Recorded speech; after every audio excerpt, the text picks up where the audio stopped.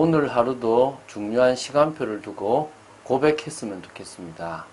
만남도 있고 또 사건도 있고 중요한 일도 있을 것이고 또 꼭 되어야 될 부분도 있을 것입니다. 이 중요한 상황에 주님이 아니면 되어질 수 없습니다. 그래서 주는 그리스도시요 살아계신 하나님의 아들이십니다. 이 고백으로 하늘 보좌를 움직이며 현장의 흑암을 무너뜨리며 하나님의 나라를 이루는 축복의 여러분 되시기를 주 예수 그리스도 이름으로 축원드립니다. 자, 사도행전 23장으로 들어왔습니다. 사내들인 공회에서 바울이 지금 또 이제 변론을 하려고 합니다. 사실은 쉽지 않아지죠. 이제 이런 중에서 바울이 이제 공정한 재판을 받을 수 없다는 사실을 알고 그곳에 와 있는 앉아 있는 공회원들이 사두개인이고 바리새인이라는 걸 알고 그것을 활용해서 사실은 이 재판을 무마시킵니다. 그것 때문에 또 유대인들은 바울을 죽이려고 하죠. 어쩔 수 없이 천부장은 바울을 가이사라의 총독부까지 보내게 돼서 자신이 이 바울을 심판할 수 없다라는 부분들을 피력하게 됩니다. 그런 여러 가지 내용이 23장이 나옵니다. 한마디로 바울은 누구보다도 힘든 시기를 보내고 죄수의 신분으로 로마까지 가는 과정들을 지금 계속 보게 될 것입니다. 그런 모든 과정들이 주님과 함께 하기 때문에 은혜였고 힘이었습니다. 오늘은 23장 1절부터 11절까지를 통하여 그 공회원 사내들인 공회가 모임이 제대로 되지 못한 부분들에 대해서 한번 세밀하게 보도록 하겠습니다. 1절을 제가 먼저 읽겠습니다. 바울이 공회를 주목하여 이르되 여러분 형제들아 오늘날까지 나는 범사에 양심을 따라 하나님을 섬겼노라 하거늘. 사실은 유대교의 최고 사법기관이 사내들인 공회입니다. 어떤 의미에서 여기에 출두해서 신문을 받는다는 게 되게 두려운 거지만 바울이 지금 보니까 불쌍한 겁니다. 진리를 모르는 저들의 무지함, 또 저들의 위선, 교만 등이 보였겠죠. 그래서 바울은 이 신문 받는 자리에서도 조금도 위축함 없이 오히려 그들에게 자신이 만난 그리스도를 증거할 마음으로 왜 자신이 지금 이렇게 이 자리에 서게 됐는지를 사실 믿음으로 이렇게 하게 되는데요. 딱 첫 마디가 여러분 형제들아. 오늘날까지 바울은 언제나 지금까지 자신이 유대교의 신앙을 가지고 그리스도인이 된 지금까지 범사에 하나님 앞에 온전한 양심을 따라서 하나님을 섬기고 예수 그리스도를 믿어왔습니다. 그 부분을 딱 피력한 겁니다. 그러니까 갑자기 이제 어떤 일이 벌어졌냐? 2절 보겠습니다.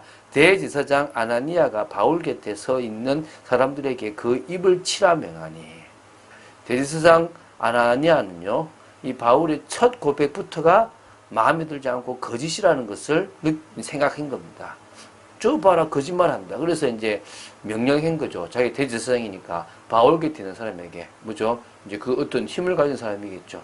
자, 저 입부터 쳐! 말 못하게 막아! 이렇게 되겠죠. 자, 대제사장 안나스나 가야바 이게 아니라 이게 누가 나오죠? 아나니아가 나옵니다. 이 사람은 헤롯 아그리파 1세의 아들인 헤롯 아그리파 2세가 지명하여서 세워진 대제사장입니다. AD 48년부터 59년까지 이스라엘의 대제사장으로서 이제 재임하게 되고요. 네베데우스의 아들이라고 이렇게 알고 있습니다. 어쨌든 그 사람이 지금 딱 명령을 한 거죠. 바울이 황당한 거죠. 그래서 무슨 반응을 했냐면 바울이 이르되 회칠한 담이여 하나님이 너를 치시리로다. 내가 나를 율법대로 심판한다고 앉아서 율법을 어기고 나를 치라 하느냐 하니. 예수님은 마태복음 23장 27절에 회칠한 무덤이여 라는 표현을 썼고요. 지금 바울은 회칠한 담이여 라는 표현을 썼습니다. 이 말은요, 흰 회를 발라 균열된 것을 감추고 마치 새로 지은 견고한 담처럼 꾸며놓은 그런 상태를 회칠한 담이여 그럽니다. 사실은 썩었는데 이게 이제 에스겔 13장 10절에서부터 12절 말씀이거든요. 회칠한 무덤이란 표현이나 회칠한 담이란 표현은 결국은 위선자에 대한 질책입니다. 바울이 이렇게 이제 위선자라고 말한 것은 율법을 가지고 율법을 어기지 않은 바울을 보고 율법을 어겼다라고 말하는 모습 때문에 이제 그래서 하나님이 너를 치실 것이다라고 얘기한 겁니다. 자, 그러면 대제사장인 아나니아가 율법을 어긴 게 무엇일까요? 유대 율법대로 한다면 죄가 판명될 때까지는 피고인의 권리를 보호해주고 무죄성을 인정해 주어야 했습니다. 이게 레위기 19장 15절에 나와요. 그런데 바울은 그때까지 심리를 거치지도 않았고 죄가 발견되지도 않았을 뿐 아니라 범죄를 저질렀다는 명목으로 정식적인 고소조차 되지도 않았는데 입을 치라고 하면서 율법을 어겼다라고 이야기하니까 인격 모독까지 하니까 이제 너는 율법을 어겼다라고 지금 신명기 19장 15절을 근거로 하고 있는 겁니다. 곁에 선 사람들이 말하되 하나님의 대제사장을 내가 욕하느냐. 바울이 이르되 형제들아 나는 그가 대제사장인 줄 알지 못하였노라. 기록하였으되 너의 백성의 관리를 비방하지 말라 하였느니라 하더라. 바로 옆에 있는 사람이 대제사장이다. 넌 지금 대제사장을 욕하면 되냐라고 얘기합니다. 그 근거가 바로 어디 나오냐면요. 출애굽기 22장 28절이에요. 너의 백성의 관원을 비방치 말라라는 말씀이 있거든요. 자기는 몰랐다. 이 말을 근거로 하면서, 이 말씀 근거로 하면서 자신은 관리를 비방하려고 했던 것이 아니고 내가 아직 법적으로 판결이 되지 않는데 나 입을 치라고 했기 때문에 율법을 어겼기 때문에 말한 것이다 라고 얘기하는 겁니다. 자, 이러고 나니까 이제 바울의 생각이 좀 달라지는데요. 이제 6절을 보겠습니다. 바울이 그중 일부는 사두개인이요 다른 일부는 바리새인인 줄 알고 공회에서 외쳐 이르되 여러분 형제들아 나는 바리새인이요 또 바리새인의 아들이라 죽은 자의 소망 곧 부활로 말미암아 내가 신문을 받노라. 자, 이 대제사장 아나니아가 이미 이 바울을 이렇게 유죄 판결 내리려고 이미 딱 공정한 재판을 할 수가 없다는 것을 바울이 이제 깨닫게 된 거죠. 아, 이거는 이미 불공정한 재판이다. 근데 주님께 기도를 했겠죠. 주님께서 이제 그때 순간적으로 지혜를 주셨는데 보여주신 거죠. 일부가 사두개인이고 일부가 바리새인이라는 걸 알게 된 거예요. 아, 그렇다면 내가 뭘 하면 되겠구나라는 하나님의 지혜를 받은 거죠. 그래서 이제 자신의 정체성을 이야기합니다. 나는 바리새인이었고 내 아버지도 바리새인이었기 때문에 나 역시 바리새인의 아들이다. 이 말은 철저히 유대의 율법을 지켜왔고 바리새인이 말하는 교리를 내가 가지고 있다. 그 중에 가장 큰 게 뭐냐면 죽은 자의 소망인 곧 부활이다. 나는 그 부활 때문에 지금 신문을 받고 있다라고 얘기를 하는 겁니다. 맞죠?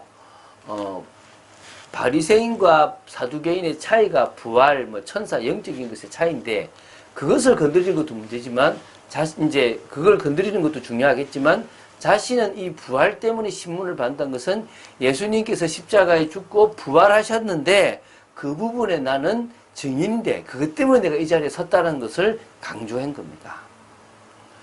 자, 그 말을 한즉 바리새인과 사두개인 사이에 다툼이 생겨 무리가 나누어지니 이는 사두개인은 부활이 없고 부활도 없고 천사도 없고 영도 없다 하고 바리새인은 다 있다 함이라. 자, 이 바울의 고백을 인정하는 바리새인과 바울의 고백을 틀렸다고 생각하는 사두개인들 사이에 아주 큰 다툼이 시작된 겁니다. 이걸 사실 바울이 원했던 거겠죠. 그래서 사두개인들은 대제사장을 중심한 사람들로서 부활도 믿지 않았고 천사나 영의 세계도 믿지 않고 없다고 했고요. 아예 부인했는데 바리새인들 그것을 다 인정했기 때문에 이게 큰 차이였다는 겁니다. 크게 떠들새 바리새인 편에서 몇 서기관이 일어나 다투어 이르되 우리가 이 사람을 보니 악한 것이 없도다.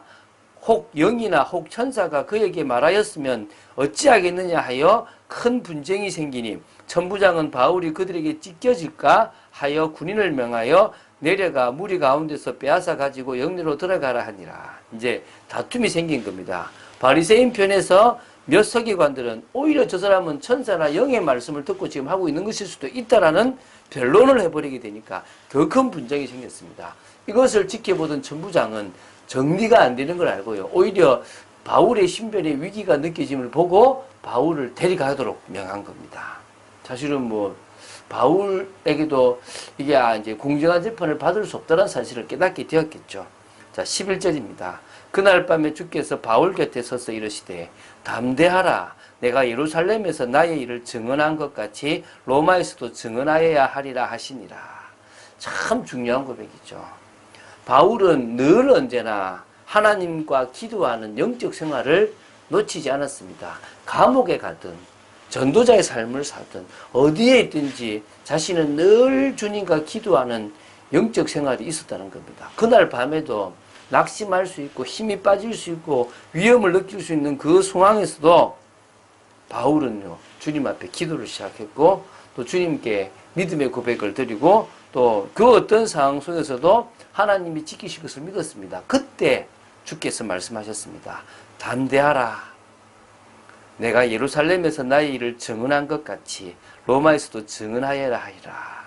성령을 통해서 여러 성에서 보여주신 대로 예루살렘에서 환난과 핍박이 기다릴 것이라고 말씀하셨지만 이 모든 것이 바로 로마로 가는 과정임을 다시 한번 확인시켜 주셨습니다.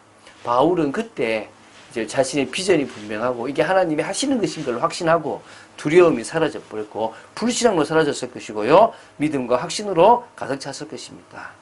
우리도 우리가 뜻하는 대로 되지 않을 때가 많습니다. 그럴 때마다 지혜를 주시고 그 문제를 해결하시는 분이 주님이시고 또 우리가 낙심할 수 있는 상황 속에서도 힘을 주시고 방향을 주시고 인도하시는 분, 끝까지 지켜주시는 분은 하나님밖에 없으니까 그분을 믿고 가야 될 줄로 믿습니다. 그게 뭡니까? 임마누엘입니다. 우리는 끝까지 언약 중심의 삶을 살고 우리는 끝까지 임마누엘 중심의 삶을 살고 우리는 끝까지 전도와 선교 중심의 삶을 살면 됩니다. 그럴 때 하나님은 우리에게 평생 항상 기도할 제목들을 복음 안에서 깨닫게 하시고 그 속에서 나가게 하시는 겁니다. 성령 충만과 오력, 세계복음화, 이게 평생 항상 할 제목인 줄로 믿습니다. 그 축복을 누리는 여러분 되시기를 주 예수 그리스도 이름으로 축원드립니다. 주는 그리스도시요 살아계신 하나님의 아들이심을 고백합니다. 우리가 걸어가는 걸음에 핍박이 있든 환난이 있든 현실과 사명 사이에 갈등이 있든 저희들은 상관하지 않겠습니다. 주님만을 믿고 따라가겠습니다. 성령께서 주장하여 주시고 은혜를 내려주시고 믿음의 사람으로 저희들을 세워 주시옵소서. 주 예수 그리스도 이름으로 기도드립니다. 아멘.